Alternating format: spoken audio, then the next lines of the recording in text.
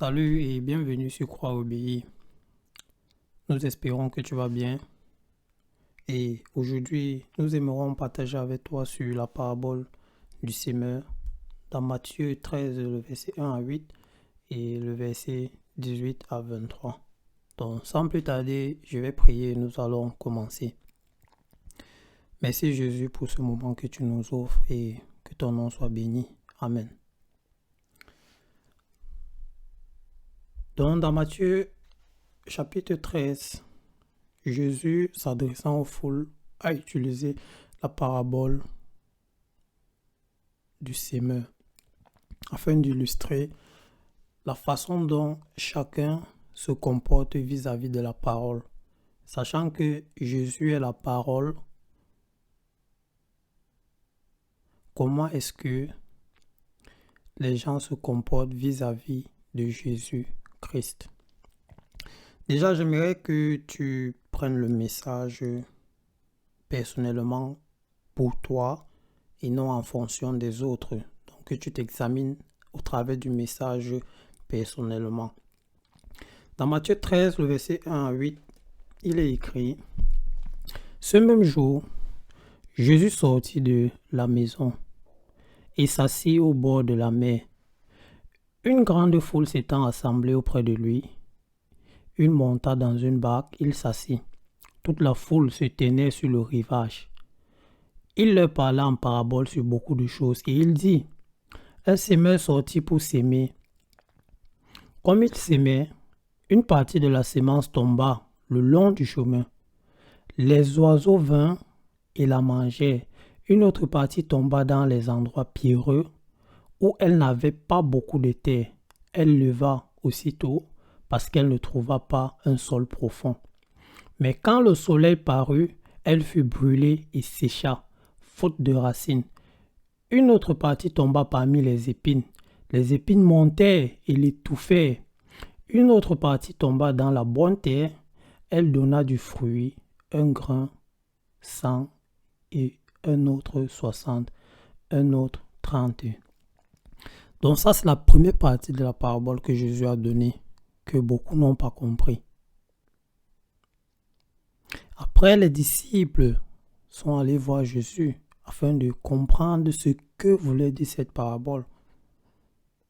Et c'est où toi aussi, tu peux comprendre ce que Jésus voulait dire et ce que Jésus veut aussi dire actuellement dans ta vie.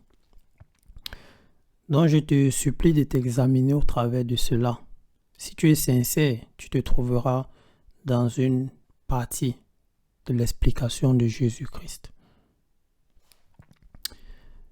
C'est pourquoi déjà dans Matthieu 13, le verset 18, Jésus dit: Vous donc, écoutez ce que signifie la parabole du semeur. Comme je peux aussi te dire, toi aussi, pas en tant que Jésus, non. Je centre un peu le message sur toi. Toi, écoute donc ce que signifie la parabole que nous venons de lire. Du verset 19 au verset 23, il est écrit, c'est Jésus qui explique la parabole. Lorsqu'un homme écoute la parole du royaume et ne la comprend pas, le malin vient et enlève ce qui a été sémé dans son cœur. Donc lorsqu'on te parle du salut, on te parle de ton éternité et que tu ne comprends pas, au lieu de demander plus d'explications, tu préfères te retirer et partir. Jusque-là, le malin vient. Il enlève même le peu qui était déjà dans ton cœur. Il continue en disant: Cet homme est celui qui a reçu la sémence le long du chemin. Celui qui a reçu la sémence dans les endroits pierreux, c'est celui qui entend la parole et la reçoit aussitôt avec joie. Quand on te parle qu'un créateur, ton créateur, Jésus est mort pour toi, tu es joyeux, tu es joyeuse. Tu reçois cela avec joie, que quelqu'un a porté tes péchés à la croix. Il continue en disant au verset 21, mais il n'a pas de racines en lui-même. il manque de persistance. Et dès que survient une tribulation ou une persécution à cause de Jésus, donc de la parole, il y trouve une occasion de chute. Mais tu as eu de la joie, sachant que Jésus est mort pour toi à la croix. Mais lorsqu'arrive le moment de rejeter les traditions, rejeter les crânes, tu refuses, tu préfères t'attacher au crâne. Lorsqu'il arrive le moment de dire ouvertement en qui tu crois, tu refuses. Lorsqu'il arrive le moment où tout le monde est penché à faire le faux et qu'il faut prendre position pour ton Créateur, tu refuses. Il devient pour toi une occasion de chute. Celui qui a reçu la sémence parmi les épines, c'est celui qui entend la parole, mais en qui les soucis du siècle et la séduction des richesses étouffent cette parole. Dans les soucis du siècle, je dis, oh mes enfants, mon travail, mon argent, mes habits, ceci, X, Y choses. Donc, ça, ce sont les soucis du siècle. Même la séduction des richesses étouffe la parole.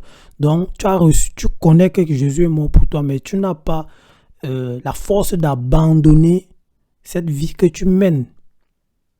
Les soucis, les richesses du siècle, les richesses ici, dans la traduction grecque, ça représente même des choses matérielles. Ta richesse peut être ton téléphone, ta richesse peut être ton ordinateur, tes habits, ta richesse peut être tes enfants, ton travail, la chose à laquelle tu t'attaches le plus. Comme la Bible dit dans Matthieu 6, le verset 21, là où est ton trésor, là aussi sera ton cœur. Donc ta richesse, c'est là où ton cœur est porté. Et pour continuer, et la rendre infructueuse, donc la fornication, tous ces péchés dans lesquels ton cœur est porté, ce sont ces choses qui empêchent Christ d'être fructueux dans ta vie. C'est ça qui empêche que tu puisses vraiment rencontrer ton Créateur. Et il continue en disant, celui qui a reçu la sémence dans la bonne terre, c'est celui qui entend la parole et la comprend. Donc tu entends, quand on dit Jésus est mort pour toi à la croix, il a porté tes péchés, tu comprends. Et on te dit, si tu es en Christ, tu dois marcher comme lui. Tu comprends que le péché ne doit plus exister dans ta vie.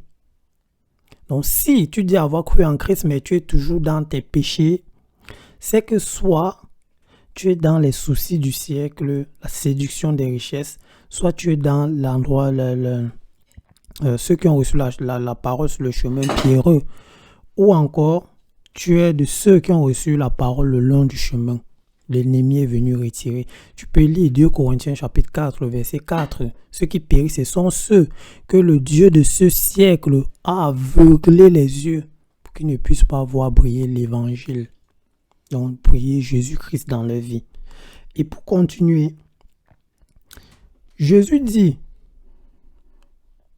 par rapport à ceux qui continuent à mal vivre, qui vivent dans leur péché, emportés par le mensonge, le vol, l'adultère, fornication, impudicité, mensonge, hypocrisie, jalousie, toutes ces choses. Ceux qui continuent à vivre dans ça, il dit dans Matthieu 13 au verset 15, pour ceux qui ne reçoivent pas Christ, car le cœur de ce peuple est devenu insensible, ils ont endurci leurs oreilles.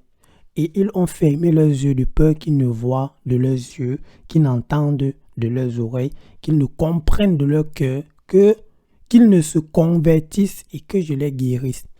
Donc si toi, tu n'as pas encore reçu Jésus dans ta vie, ce n'est pas la faute à Dieu, la faute est à toi.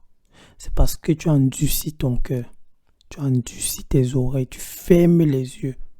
Tu ne veux pas comprendre la vérité. Tu préfères t'attacher au crâne qui ne vont rien t'apporter. Tu préfères t'attacher à ce que la masse autour de toi suit.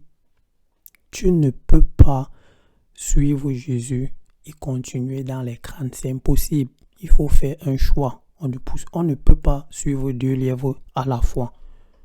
C'est parce que tu ne veux pas que Dieu te guérisse et tu ne veux pas te convertir. Et se convertir, c'est tourner le dos à ce qu'on faisait avant. Donc, si tu faisais les crânes, tu tournes le dos au crâne. Si tu faisais la fornication, tu dois être capable, par la grâce de Dieu, de tourner le dos à cela. Et si tu ne le fais pas, j'aimerais te dire ce que la Bible dit. Dans Éphésiens 5, le verset 5 à 6, il est écrit, « Car sachez-le bien, aucun impudique ou impur ou cupide, c'est-à-dire idolâtre, n'a d'héritage dans le royaume de Christ et de Dieu. Que personne ne vous séduise par des vains discours, comme quoi non, tu peux vivre comme tu veux, Dieu aura compassion, il aura pitié, tu vas entrer au ciel. Car c'est à cause de ces choses que la colère de Dieu vient sur les fils de la rébellion. » Et il continue encore, Apocalypse 21, le verset 8. « Mais pour les lâches, les incrédules, les abominables, les meurtriers, les impudiques, les enchanteurs, les idolâtres, tous les menteurs, leur part sera dans les temps ardents de feu et de soufre, ce qui est la seconde mort. » Donc, tu meurs sans Christ, c'est la mort physique. Et après le jugement, dans Hébreux 9, le verset 27, il est donné à l'homme de mourir une fois après quoi vient le jugement. Si tu meurs sans Christ, il y a une seconde mort qui t'attend. Et cette seconde mort, ce sera pour aller dans les temps de feu et de soufre. Ce n'est pas l'amusement là-bas, c'est la souffrance. Et cette souffrance, ce n'est pas pour 1 an, ce n'est pas pour 2 ans, mais c'est pour toute une éternité. Il n'y aura pas de fin. Et dans Apocalypse 20, le verset 15, on dit « Quiconque ne fut pas trouvé écrit dans le livre de vie fut jeté dans les temps de feu. » Donc toi qui endurcis ton cœur, toi qui te crées un Dieu qui n'est pas le Dieu de la Bible, toi qui veux marcher comme bon te semble, toi qui veux vivre ta vie sans que Dieu n'y prenne part, c'est bien, ce sont tes choix, mais tes choix te conduiront à la perdition. Matthieu 7, le verset 13 à 14. Large est le chemin, spacieux est la voie qui mène à la perdition. Donc, l'enfer est une réalité. Regarde à ta vie. Cesse d'endurcir ton cœur. Cherche à comprendre c'est quoi les Écritures. Cherche à comprendre c'est quoi ton salut. Comment tu peux faire pour avoir le salut.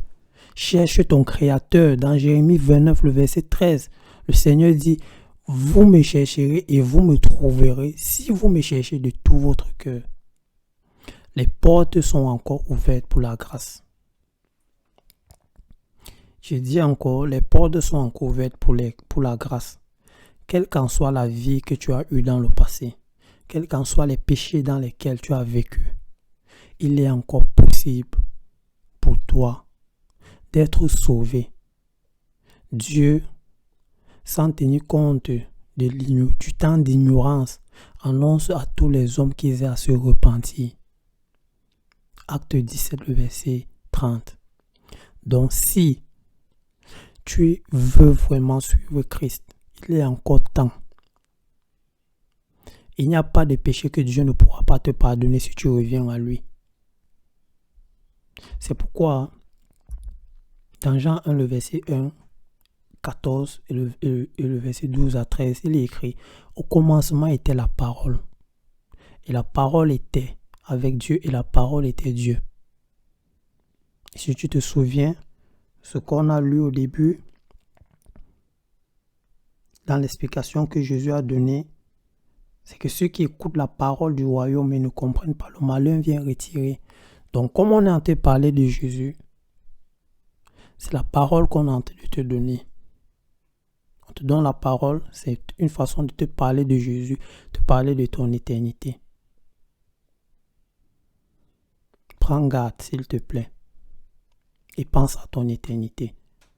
On continue au verset 14 où on dit « Et la parole a été faite chair. » Et cette parole, mais à tous ceux qui l'ont reçu, Jésus, à ceux qui croient en son nom, elle a donné le pouvoir de devenir enfants de Dieu.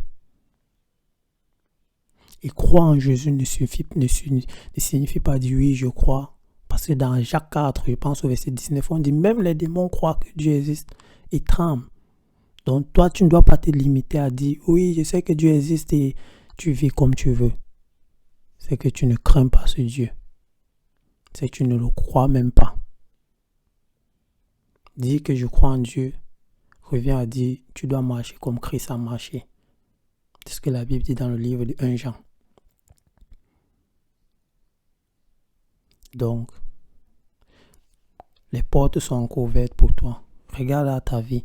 Regarde ce que le péché veut te faire.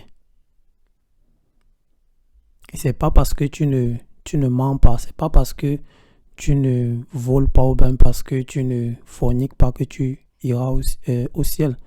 Parce que le fait de ne pas commettre ces péchés, c'est pas ça qui t'amène au ciel. Ce qui t'amène au ciel, c'est Christ.